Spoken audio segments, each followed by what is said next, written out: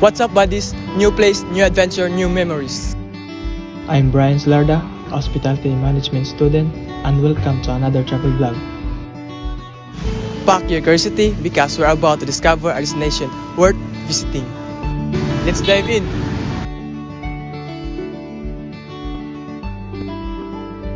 Rojas Park, also known as President Manuel A. Rojas, is located in Barangay Calma, Garcia Hernandez, Bohol.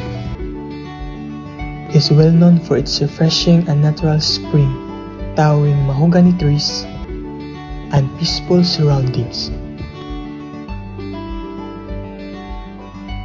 The place originally called Maambong, a local word that means calm and refreshing because of its cool spring water.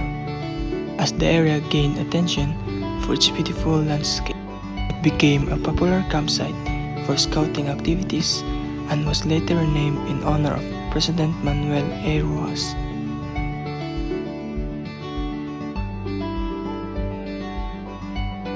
Today, Rojas Park is a favorite ecotourism destination where visitors can enjoy swimming in the natural spring, relaxing in picnic areas, and experiencing the park's rich history and natural beauty.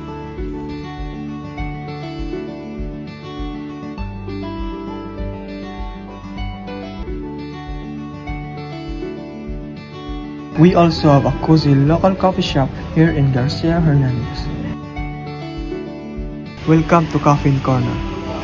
Established in 2023 by Louis Alaba, located in Barangay West Olbuhan, Garcia Hernandez, Bohol.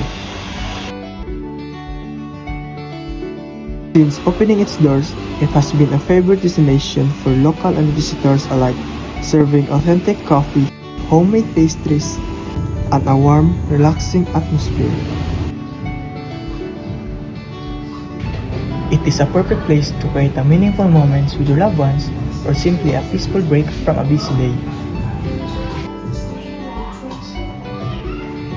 So, the next time you visit Garcia Hernandez, make time for a cup of coffee and experience the warmth that makes this town truly special.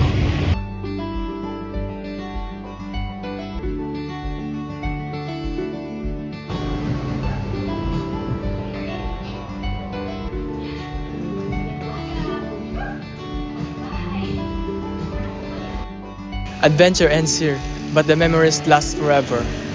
Thanks for watching. I'm Brian Slarda, and I'll see you in the next travel vlog. Until then, keep discovering and keep exploring.